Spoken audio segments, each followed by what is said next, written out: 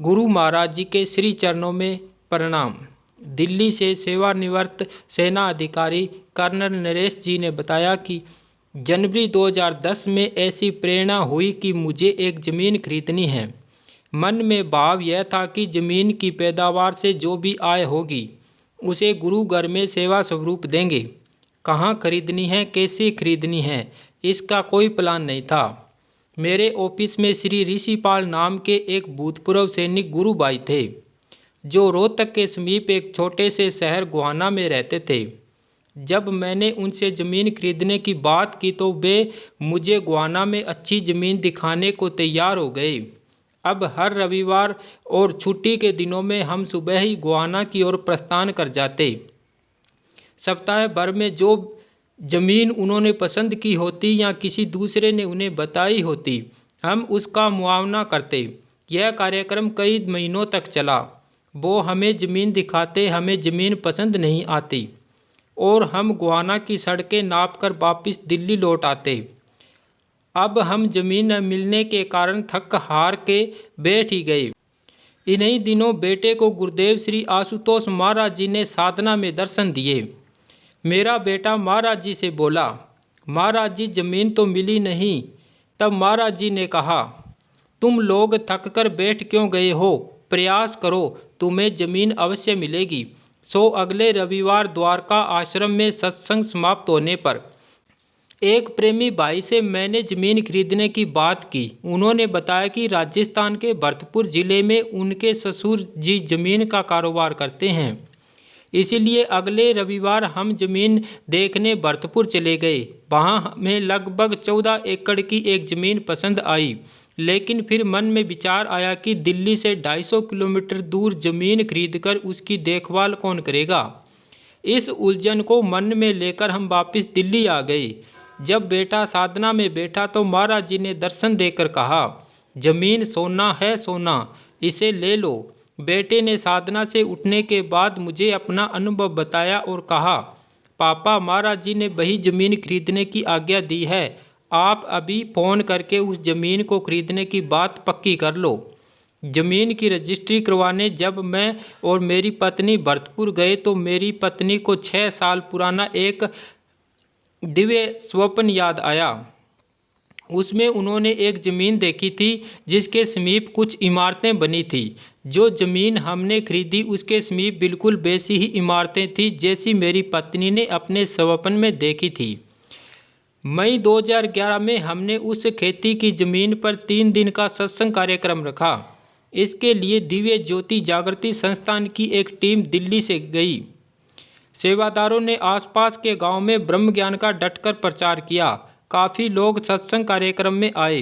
तीसरे दिन लोगों ने ब्रह्म ज्ञान की दीक्षा भी ग्रहण की। सत्संग समाप्ति के कुछ दिनों बाद मेरे मन में उस ज़मीन में बोरवेल लगाने का विचार आया। मेरे बेटे को ध्यान साधना में अनुभव हुआ। सत्संग के दौरान जहाँ स्टेज पर महाराज जी का स्वरूप स्थापित हुआ था, बिल्कुल उसके नीचे बोरवेल की खुदाई करो।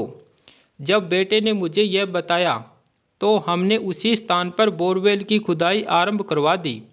पर लगभग 80 मीटर खुदाई होने के बाद ज़मीन में पत्थर आने के कारण लोहे के पाइप मुड़ने लगे। इस वजह से खुदाई तुरंत बंद करनी पड़ी। खुदाई करने वाले व्यक्ति ने बताया कि इसके नीचे खुदाई करना मुश्किल है, पर चूंकि महाराज जी की आज्ञा थी इसीलिए मन संकल्पवान था। अगले दिन सुबह ही हम बाजार से हेवी ड्यूटी पाइप ले आए और पुनः खुदाई आरंभ की। गांव वालों ने आकर हमें बताया कि इस सारे इलाके में केवल खारा पानी है और आप बेकार में ही अपना पैसा और समय खराब कर रहे हो। एक वृद्ध गांव वाले ने हमें मीठे पानी की प्राप्ति के लिए ग्राम देवता की पूजा करने की भी सलाह दी। तब हमने उन्हें बताया कि हमें तो जगत देवता गुरुदेव श्री आशुतोष महाराज जी की आज्ञा और आशीर्वाद प्राप्त हो चुका है, इसीलिए इसी स्थान से मीठा पानी अवश्य निकलेगा। उस रात मैं और मेरी पत्नी कार में ही रुककर खेत में बोरवेल की खुदाई का काम देखने लगे। सुबह 4:15 बजे बोरवेल के पाइप में से दूध जैसी सफ़ेद पानी की धार निकली। चखने पर पानी मीठा था। हमने 500 फीट तक खुदाई करने का विचार किया, लेकिन 455 फीट तक खुदाई करने पर हमें आगे खुदाई बंद करनी पड़ी। क्योंकि ज़मीन के नीचे से निकलने वाली जलधारा का वेग इतना तेज़ था कि उससे मशीन अपने आप ही रुक गई। अब सुबह के 5 बज चुके थे। आसपास के खेतों के किसानों ने आकर व्यंग्य करते हुए पूछा, क्यों कर्नल साहब, पानी निकला कि नहीं? तब हमने उन्हें कहा कि आप स्वयं ही पानी चख कर देख लो। पानी चखने पर सभी गांव वाले हैरान होकर बोले, सारे इलाके में खारा पानी है, केवल आपके खेत में से मीठा पानी निकला है। सच में आपका विश्वास जीत गया। आपके गुरुजी द्वारा कहे गए वचन सत्य हो गए। आपके गुरु निसंदेह पूर्ण हैं। सेना से सेवानिवृत्त होने के बाद जिस कंस्ट्रक्शन कंपनी में मैं काम कर रहा था, वह दिन दूनी रात चौगुनी तरक्की कर रही थी। सब कुछ बढ़िया चल रहा था, लेकिन समय हरदम एक सा नहीं रहता। मैनेजमेंट के कुछ गलत फैसलों के कारण कंपनी कर्जे में डूब गई। हालात इतने बिगड़ गए कि वेतन मिलना मुश्किल हो गया। उन्हीं दिनों हम महाराज जी के दर्शन करने नूरमहल गए। वहाँ मेरी पत्नी ने महाराज जी को सारी स्थिति बताई। तब महाराज जी बोले, अगर ऐसी बात है तो नौकरी छोड़ क्यों नहीं देते? महाराज जी से ऐसा आदेश पाकर हम वापस दिल्ली आ गए। मुझे गुरु आज्ञा का पालन कर उसी क्षण नौकरी छोड़ देनी चाहिए थी, लेकिन मन में द्वंद्व चलता रहा। अरे, मैं निदेशक जैसे ऊंचे पद पर कार्यरत हूँ, मान सम्मान सब कुछ है, नौकरी क्यों छोड़ूं? ऐसा सोचते हुए मैंने 45 दिन का समय निकाल दिया।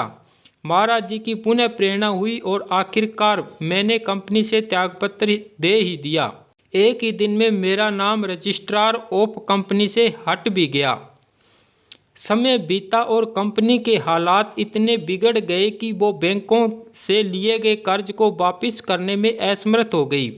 चेक बाउंस होने के कारण कंपनी के निर्देशकों पर कई आपराधिक केस बन गए। तब मुझे महाराज जी द्वारा कहे स्पष्ट शब्दों का ध्यान आया। महाराज जी भविष्य में आने वाली मुश्किल स्थिति को पहले ही देख चुके थे और मुझे सही समय पर उन्होंने चेताया भी था, पर मैं अनजान अपनी बुद्धि के तल पर खड़ा होकर गुरु वचनों की गहराई मापने का प्रयास कर रहा था। देरी से त्यागपत्र देने के कारण एक केस में मेरा भी नाम आया, लेकिन मेरे दयानिधि गुरुदेव ने जल्द ही मुझे उस मुसीबत से सुरक्षित बाहर निकाल लिया। कंपनी के निर्देशकों पर आज भी 100 से अधिक आपराधिक मामले कोर्ट में चल रहे हैं। महाराज जी सदा अपने शिष्यों को मुसीबतों से बचाना चाहते हैं, लेकिन हम ही उनकी आज्ञा पूर्ण होने में विलंब कर देते हैं। अब मुझे सबक मिल चुका था, आगे से मैं ऐसी भूल कभी नहीं करूँगा। मैं दूसरों को भी यही सलाह देता हूँ कि गुरु वचनों का तुरंत ही पालन करना चाहिए, क्योंकि उनकी आज्ञा में ही हमारा कल्याण है। जय श्री राम, जय महाराज जी की।